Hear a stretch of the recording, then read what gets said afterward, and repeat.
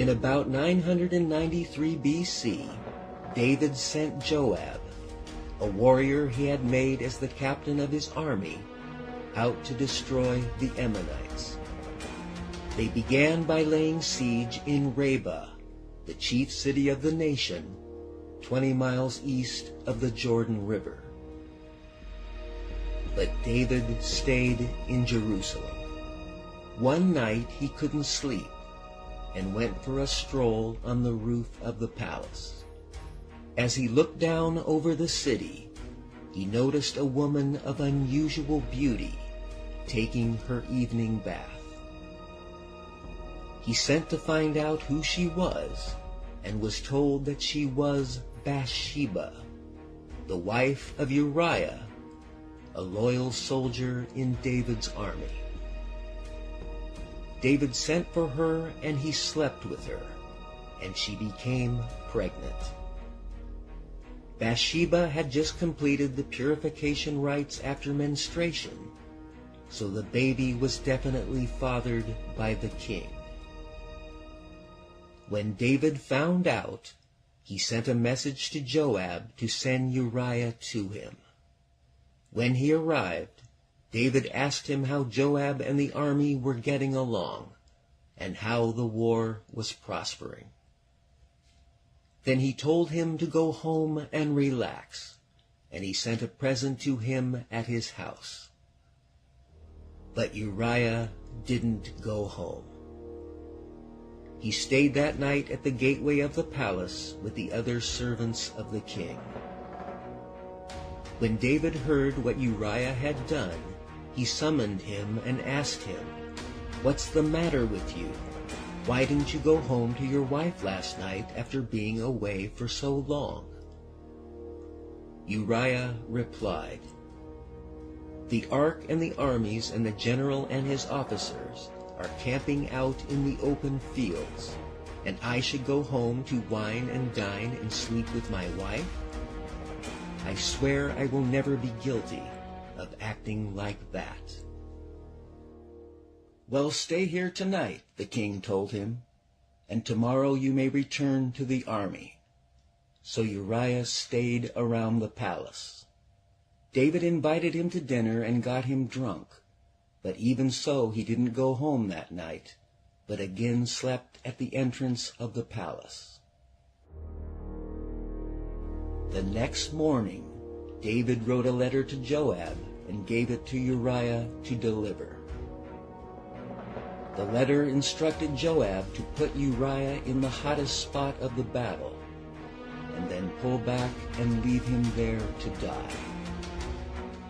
So Joab assigned Uriah to a spot close to the city where he knew the enemy's best men were fighting, and Uriah was killed along with several other Israeli officers.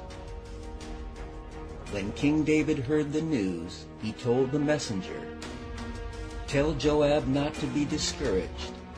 The sword kills one as well as another. Fight harder next time and conquer the city. Tell him he is doing well." When Bathsheba heard that her husband was dead, she mourned for him. After the period of mourning was over, David sent for her and brought her to the palace where she became his wife and gave birth to a son. But the Lord was very angry with David for what he had done. He sent the prophet Nathan to tell David a story. There were two men in a certain city, one very rich, owning many flocks of sheep and herds of goats, and the other very poor, owning nothing but a little lamb he had managed to buy.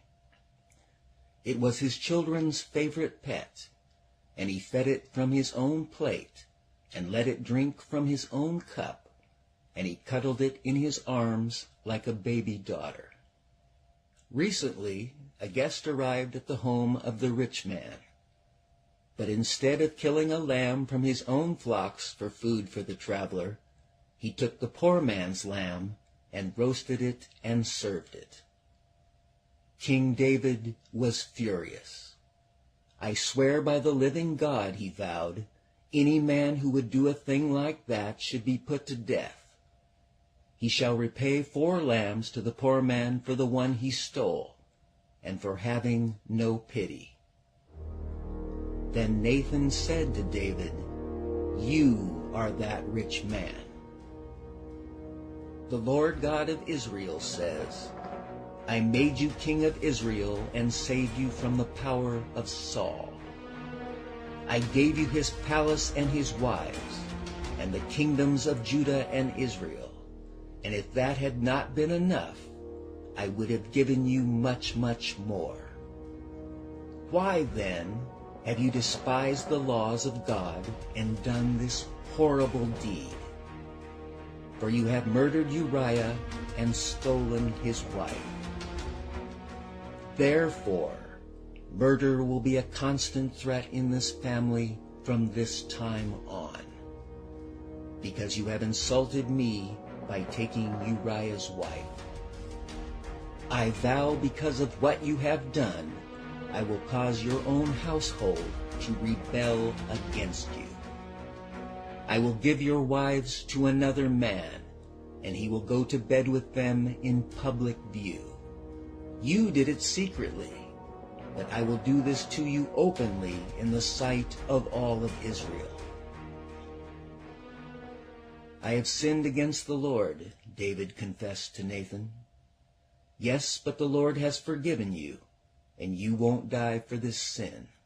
But you have given great opportunity to the enemies of the Lord to despise him. So your child will die.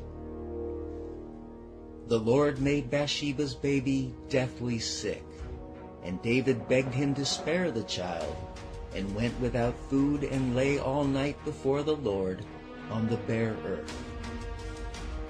On the 7th day the baby died, and David's aides were afraid to tell him. When David saw them whispering, he realized what had happened. He got up off the ground and went into the tabernacle and worshipped the Lord, and then returned to the palace to eat. His aides were amazed. David refused to eat when the baby was alive, and now he ate when he was dead.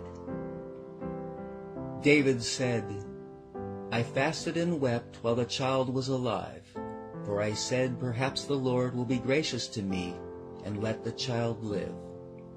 But why should I fast when he is dead? Can I bring him back again? I shall go to him, but he will not return to me. David was to have 4 sons with Bathsheba, the last being Solomon. David would later swear to her that Solomon would be his successor as king. He nicknamed the baby Jedediah, meaning beloved of Jehovah.